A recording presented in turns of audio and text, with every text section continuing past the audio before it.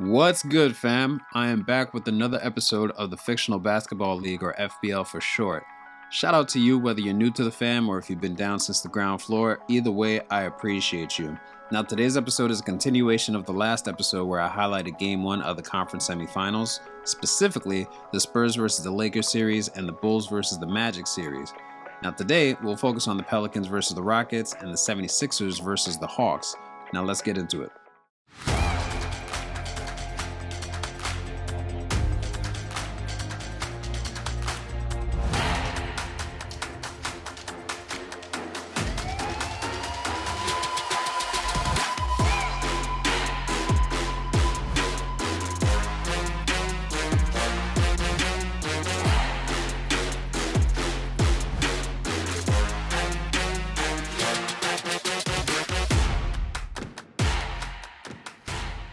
Off the rip, the Rockets showed just how crazy their defense is and how careless Miles can be with his passing.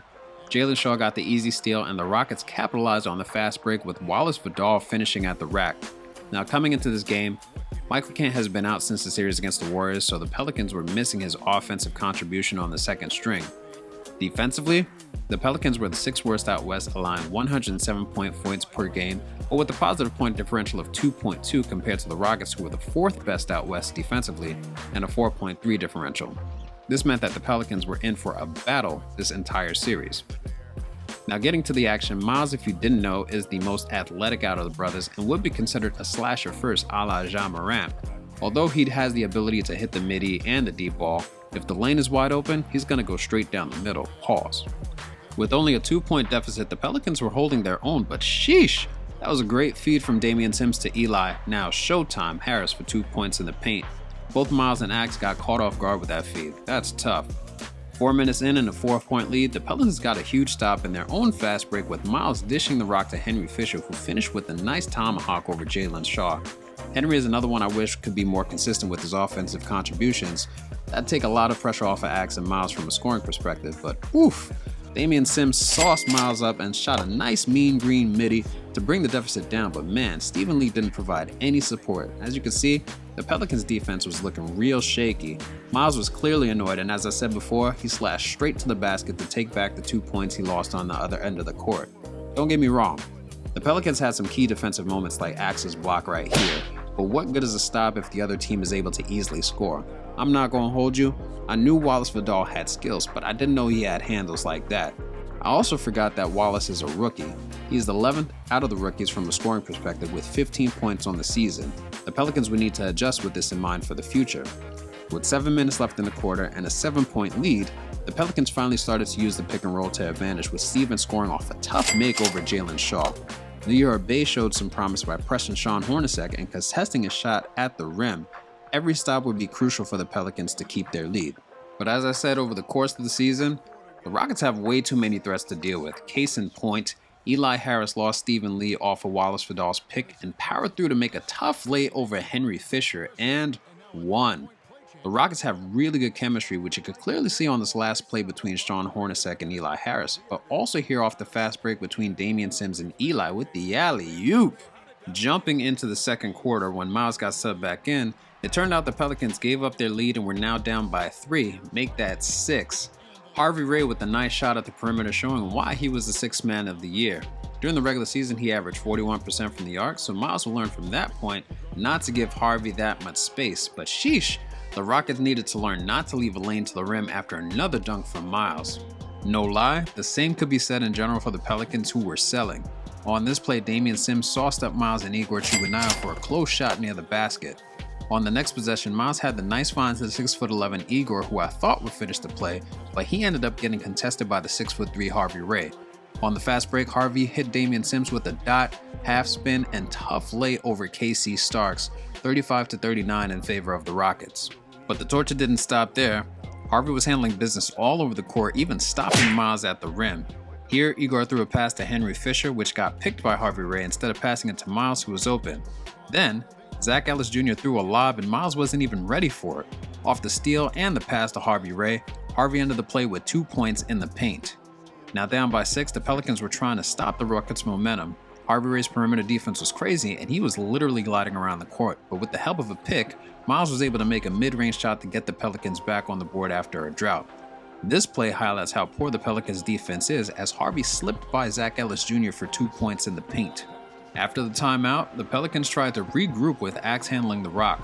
With some shifty moves, he was able to lose Wallace Vidal for a wet shot from beyond the arc. At this point, the Rockets were shutting down the perimeter, and this was the energy that the Pelicans needed. Only a 1-point deficit and 7 minutes left in the half. Now Sean Hornacek was back in the game, and the combination of Harvey and Sean on the court is a problem. I despise this animation, but Sean was able to score a quick 2 points in the paint over 3 defenders. And on the next possession, Liorbe was careless with the rock, which resulted in Harvey not only picking his pockets, but also finishing at the rim for another quick 2 points. What I found perplexing was that the Pelicans coach would always initiate the play through Lior, which most of the times ended up poorly. Rather than make the adjustment and flow through Miles, the Pelicans would end up making the same mistake over and over. Axe from moments ago hit a wide open 3 with Selin. If you missed a few episodes, the Pelicans' transition defense is mid, and on this play, the Rockets took full advantage. Damian Sims blew by the unprepared Miles and shot over the unprepared Axe close to the rim. The Rockets were now on a 6-0 run. The Rockets kicked up their defense with Harvey Ray ripping the ball from Henry Fisher. This was followed by a poorly timed pass from Miles to Liorbe, which got stolen by Sean Hornacek a few moments later. Off the fast break again, Miles tried to pick up Harvey Ray on the transition and seemingly hit a wall. Harvey Ray finished the play with a flashy dunk, paying Miles back for what happened on the blacktop. If you know, you know. Great play by the Rockets on both sides of the ball to extend the run, 10-2. At the half, the Rockets were leading by 9 with Harvey Ray leading the group. He had 14 points, 4 boards, and 2 assists, whereas the Pelicans, Stephen Lee was essentially carrying the team with 13 points and 6 boards. There were some pluses and minuses for both teams, but the Rockets were crushing the Pelicans defensively with 11 steals and 5 blocks. The Pelicans, on the other hand, had 1 steal and 4 blocks, and despite the 31 boards, the Pelicans weren't taking advantage of the stops they made. Going into the third quarter, the Pelicans were hoping to change the tide. To kick off the third, Miles was hoping to set the tone for the quarter after such a poor outing in the second. Off KC Stark's screen, Miles finished with a power dunk for the first points of the quarter. Sheesh. There was a lot of frustration in that dunk, I'm not gonna hold you, but Eli, Showtime, Harris wanted some get back immediately, hitting a nice leaning midi at the elbow for 2 points. Eli is just as nice without Hoodie Sean playing as him. Also a nice feed by Sean Hornacek. 2 minutes in, Liorbe was leading the offense yet again, and as I mentioned before, he kept getting pickpocketed, this time by Sean Hornacek. Off the transition, Eli Harris was surprisingly blocked by Miles at the last second. But a few moments later, Eli slipped past Stephen Lee to score at the rack. Sloppy, and I mean sloppy defense from the Pelicans, but the same couldn't be said for the Rockets. Stephen Lee didn't roll after the pick and didn't shoot when he had the chance. Wallace Vidal then punched the ball directly into Damian Sims' hands, who off the transition found Sean Hornacek in the corner for a tough 3-point shot over Axel Walden, bringing the score to 69 for the Rockets. The Pelicans were digging a hole that was slowly getting difficult to get out of, and their playmaking was increasingly suspect. The Pelicans didn't seem to have a clue as to what plays they should run or where they should be on the court, which resulted in another steal.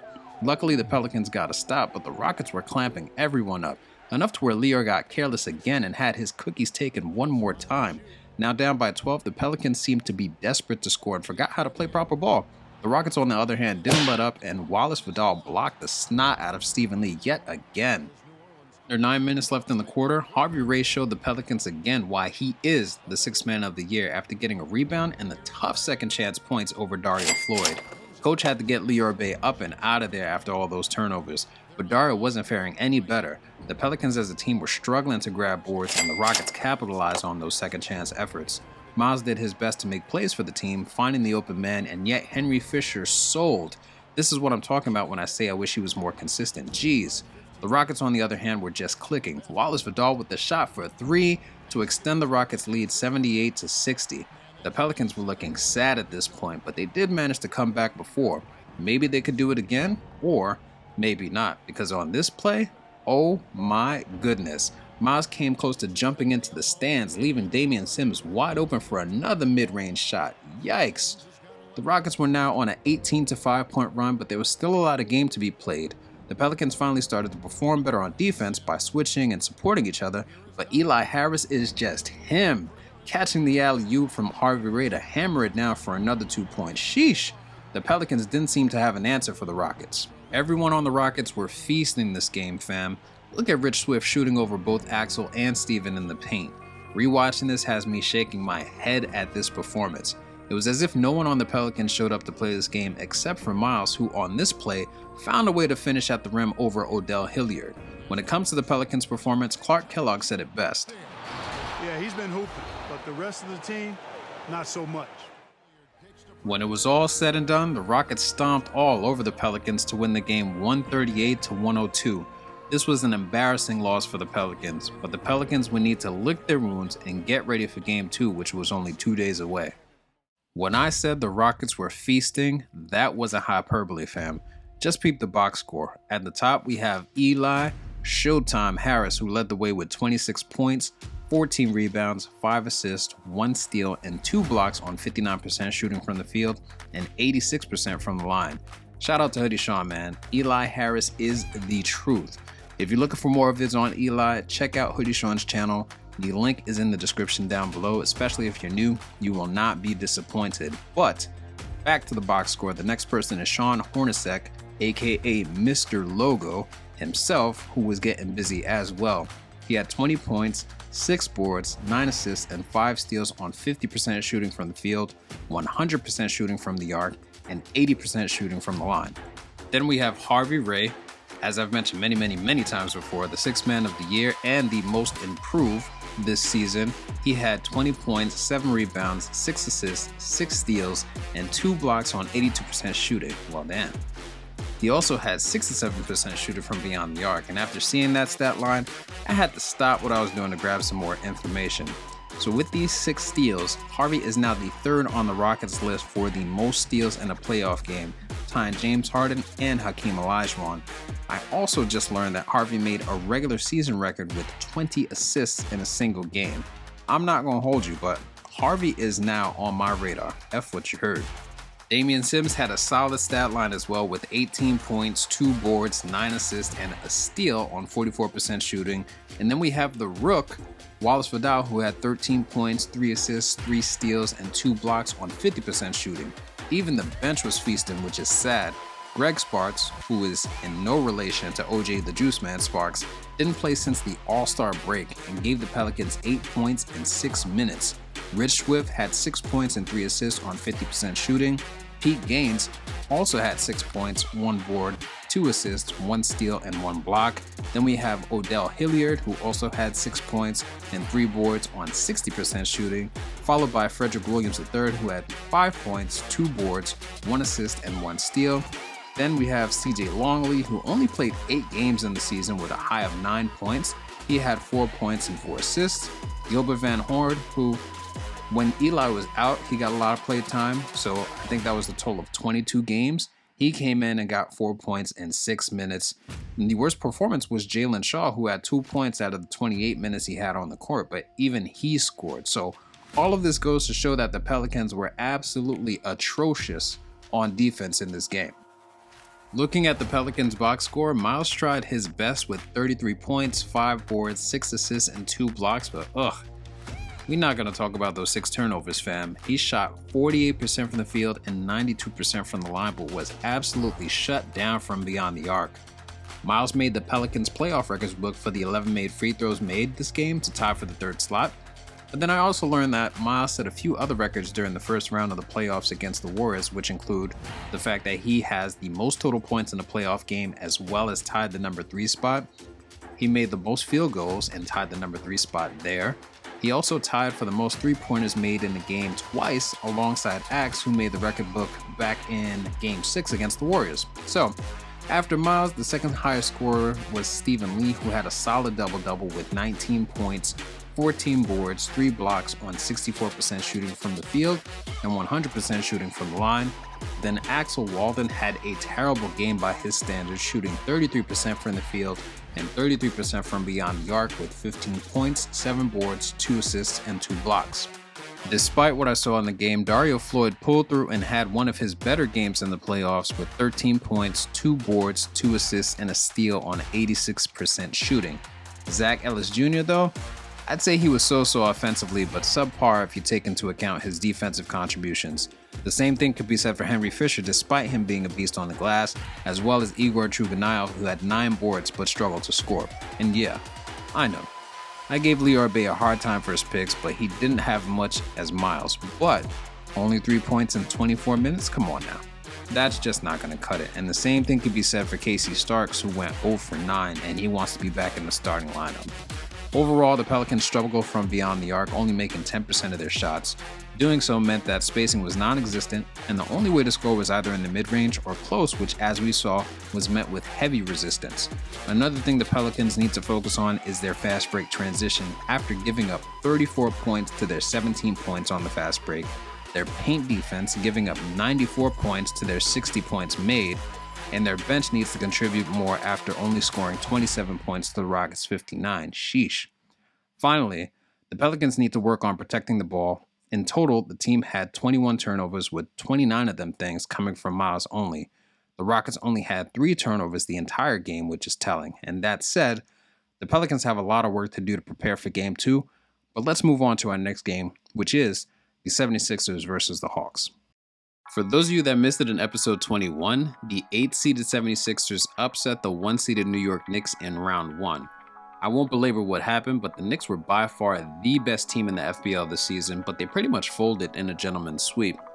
Now the 76ers are going up against the defensive Atlanta Hawks, who have the DPOY Aaron Lawrence leading the charge, so this should be a very interesting series. Now, to provide some context, as I did with the Pelicans versus Rockets game, the 76ers came into the series with a 46-36 record for the season, winning the majority of their games at home.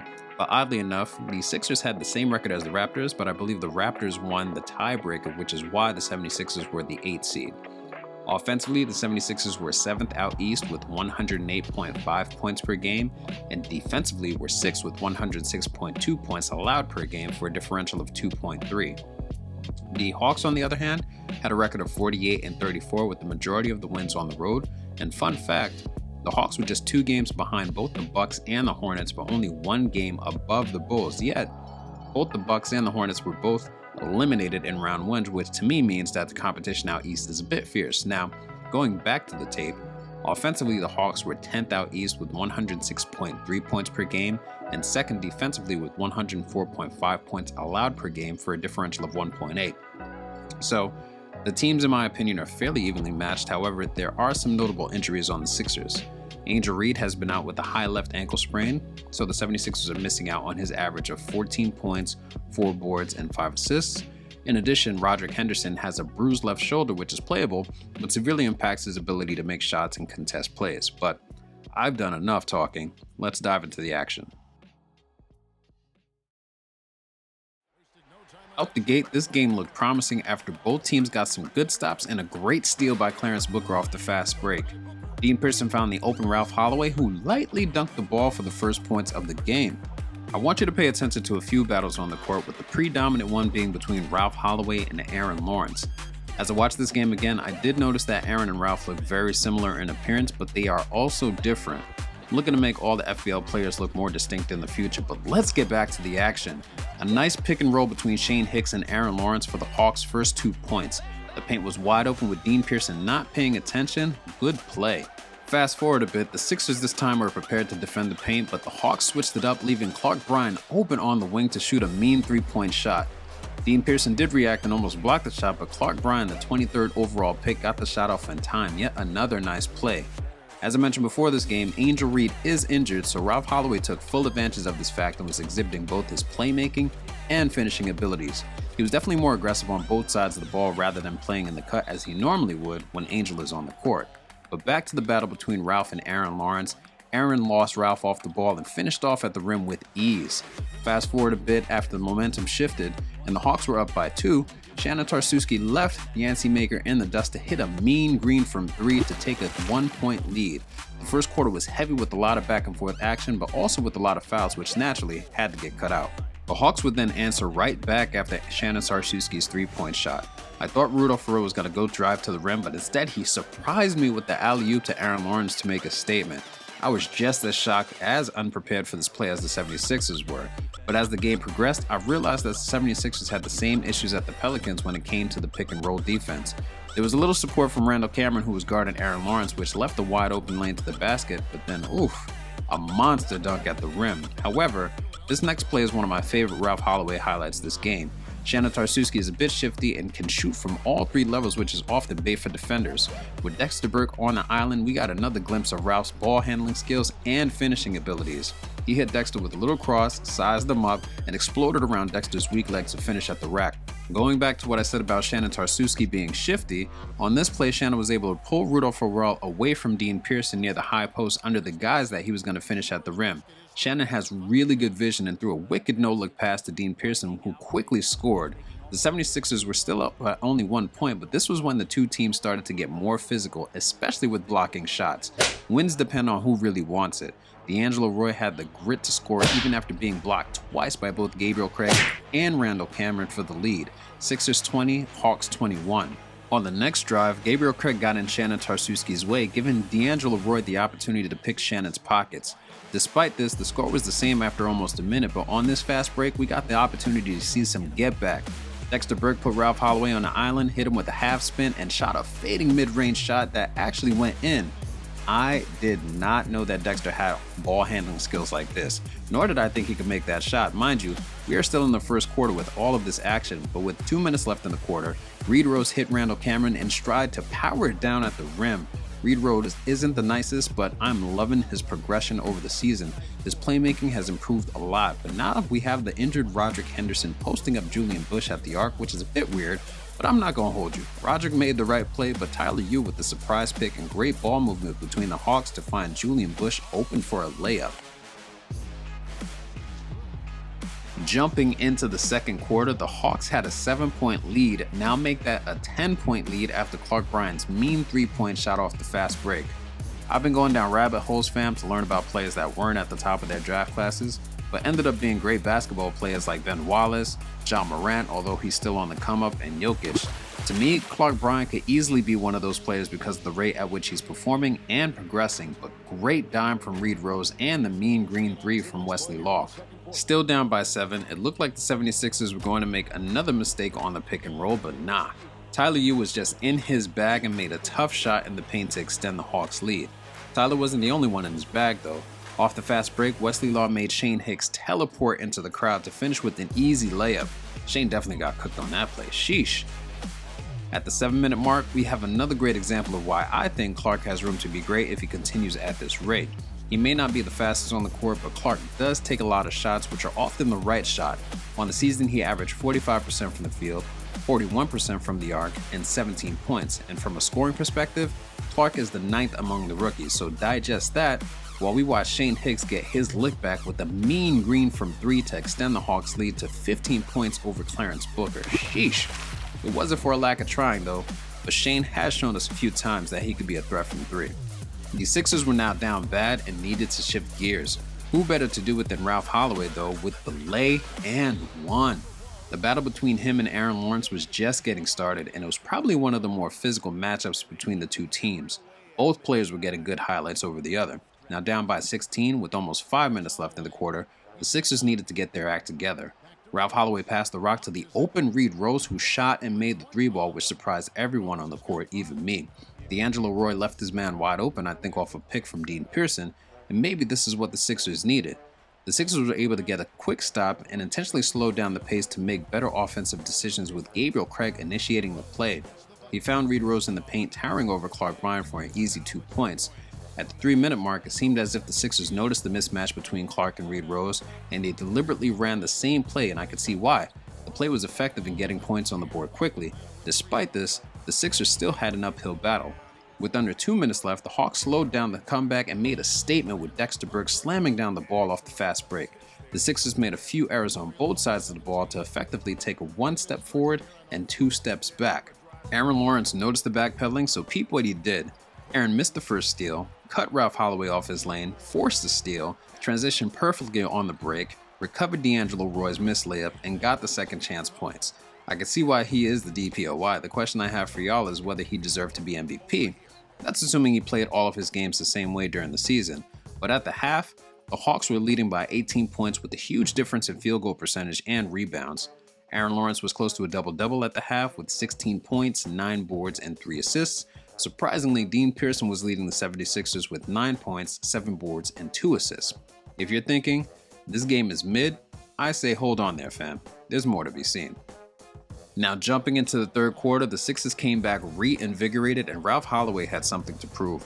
Off the dish from Shannon Tarsuski back to Ralph, Ralph now had Yancey Maker on an island which we've seen a few times and know can be problematic. Behind the back, deep cross, and around the weak side with the jelly for 2 points. On this play, Ralph Holloway baited Aaron Lawrence into thinking he wasn't watching his movements, only to deny Aaron's layup at the last second. Off the fast break, Ralph beelined to the rim with a flimsy contest from Yancey Maker. The Sixers were now down by 10. Naturally, Aaron ain't like that at all. Off their own fast break, Shane Hicks baited Clarence Booker and Shannon Tarsuski, leaving Aaron Lawrence wide open for another alley-oop. So it's safe to say I'm a fan of the spin move layups and alley-oop dunks, with Shane Hicks and Aaron Lawrence run almost to perfection. At the 9-minute mark, Aaron Lawrence got another great stop in the paint to deny Ralph Holloway of his 2 points. On the resulting fast break, Shane buried a deep shot from the top of the key to extend the Hawks' lead. I keep telling you, man, Shane has potential, but you don't hit me. And I know.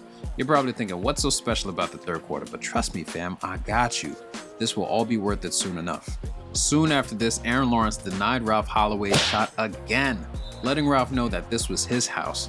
The crowd and the team lost it. They were feeding off his energy and almost destroying the 76ers' spirits.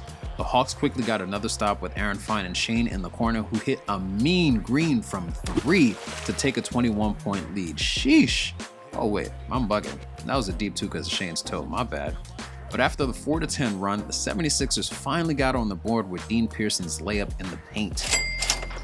The Sixers were able to stop the Hawks on the other end of the court, with Clarence Booker setting up the play that would end up with Shannon Tarsuski dotting Ralph Holloway for the jam over Julian Bush. It slowly seemed as if the Sixers were gaining some momentum and the ball was slowing down, especially because of this block by Dean Pearson off the pick and roll to deny Yancey Maker. At the 7-minute mark, Shannon Tarsuski ended up wide open off the floppy to hit a mean 3-point shot to reduce the deficit. When Shannon is on, he can be dangerous, and this is exactly what the 76ers needed. Now down by 17, Reed Rose set a sturdy pick that Shannon used to get around Clark Bryant to shoot a tough floater for 2 points. Shannon was heating up. The 76ers were finally playing defense, getting 2 stops in succession, starting with Dean Pearson and the second by Randall Cameron, who took it to the house, running down the court to finish at the rim and won. Now don't get me wrong, the Hawks were still doing their thing, but the Sixers had more vigor, especially Shannon Tarsuski, who hit a nice 3-point shot to reduce the deficit further. This game would have been way different if Shannon was shooting like this from jump, but the momentum was clearly in the favor of the Sixers. At this 3-minute mark, the Sixers were still fighting their way back into the game, and boy did they have some fight in them. Reed Rose got a great stop on Dexter Burke. Not too long after, Shannon Tarsuski powered down the middle, to make a tough lay over both Dexter Burke and Shane Hicks, while Rudolph Farrell seemed baffled. Rudolph could have easily blocked Shannon, but it looked like he wasn't even paying attention. Great make by Shannon. Now down by 7 with 2 minutes left in the quarter, the Sixers needed to turn up to keep this game alive. I don't know what it was, but without Aaron on the court, the Hawks defense was really shaky. Like no contest on Shannon's shot when you're right next to him. Gabriel Craig had some weak handles, not even an attempt to steal the ball. No paint defense to stop Randall Cameron from scoring. The Sixers were now down by 3 points, and you can't say I didn't tell you to be patient. Shane Hicks was making wide open threes, but couldn't even make a close shot and got pushed around the way Brock Lesnar got handled by Bobby Lashley. The third quarter was insane, and to wrap up the quarter, Yancey Maker hit a mean green from 3 to extend the lead to 6 with almost 30 seconds left in the quarter. Oh, but you thought that was all she wrote? Nah fam, hold on. With 20 seconds left and counting, Shannon Tarsuski snuck past Yancey Maker for 2 points in the paint. I really like that Shannon wasn't relying on the 3-ball to get things done and showing his team how to play good ball. Now 16 seconds left in the quarter, Tyler Yu blew by Roderick Henderson, and oh my, what a nice hop step to score over 3 defenders in the paint. Tyler Yu had some flashes of brilliance throughout this game. The Sixers will end up going into the fourth down by 6. Having mounted a huge comeback in the third, it would be important for the Sixers to keep up the momentum. However, Aaron Lawrence was back in the game and off G hit a tough midi from the elbow to extend the Hawks lead to 10. I really hope you're enjoying this game, fam, because I didn't have a clue as to how this would end, which was exciting to me, but maybe you think differently. Let me know what you think down below, but hey, Randall Cameron with the stuffing. Down by 10 with 8 minutes to go, the Sixers defense started to get sloppy, with Tyler Yu scoring in the paint with ease. Ralph Holloway didn't have the same energy he had in the third, and it was clear. On the 76ers drive, Ralph Holloway got triple teamed, and rather than pass the ball to the open Randall Cameron, he got his pockets picked by Clark Bryan, who off the fast break finished the job with an easy layup to extend the lead to 14. Ralph was selling, and there was nothing the 76ers could do about it. The momentum clearly shifted in the favor of the Hawks, who were scoring at will off of second chance points and easy layups like Tyler Yu did right here over Ralph Holloway and Wesley Law. Don't get me wrong, the 76ers had some, and I do mean some, good highlights during the last 6 minutes of the game, but they were getting outplayed on every possession. The Hawks would go on to win Game 1, 130-109 in an astonishing change of events. The 76ers had me hyped for a close game, only to end up fumbling the bag in the last quarter. Such a disappointment.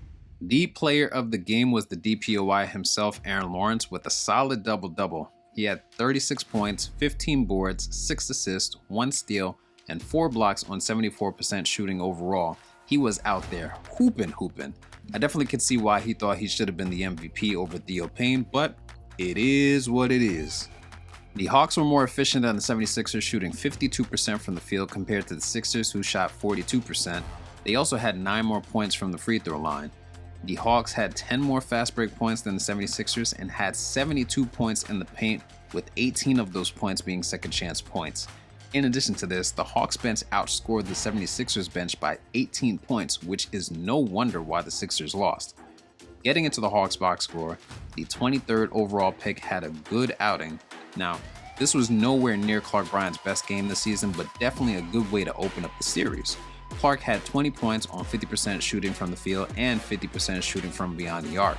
In addition, I just found out that Clark tied for the 3rd slot in the Hawks playoff record book for three-pointers made in a playoff game in the game against the Hornets in episode 21, and in this game, Clark had 6 threes made to tie Kyle Korver and Joe Johnson. Now, Tyler Yu almost had an identical stat line with 19 points on 70% shooting, followed by Shane Hicks, who had 14 points, 6 boards, and 7 assists on 33% shooting. Both Rudolph Farrell and Julian Bush had a solid double-double, with Rudolph recording 12 points, 14 boards, and 4 assists on 45% shooting. Julian Bush had 12 points, 12 boards, and 2 blocks on 100% shooting from the field and the line. Then we have Yancey Maker, who played 44 minutes, sheesh, and to only get 7 points out of that is kinda mid. I can't hold you, especially on 25% shooting. But moving on to the 76ers box score, and it was clear that Shannon Tarsuski left his heart on the court. I'm pretty sure he was exhausted by the end of those 41 minutes, but Shannon finished the game with 33 points, 8 boards, and 8 assists on 50% shooting and 40% shooting from beyond the arc.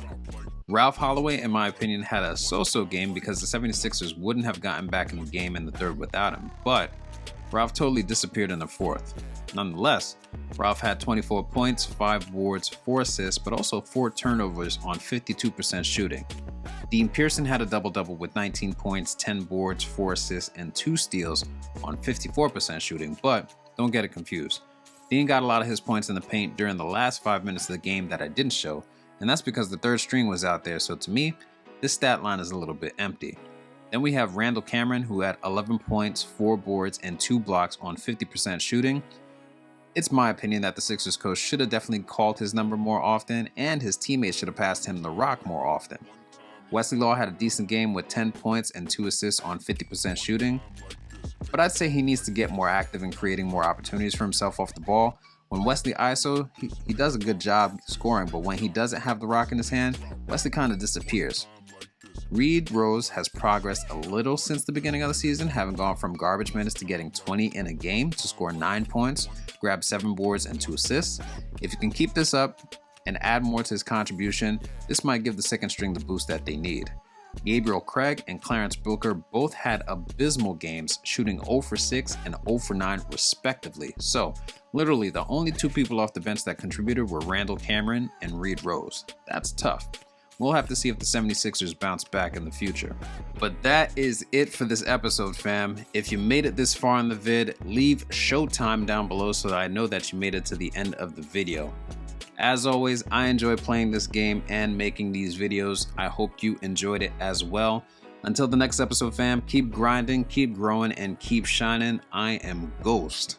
Later.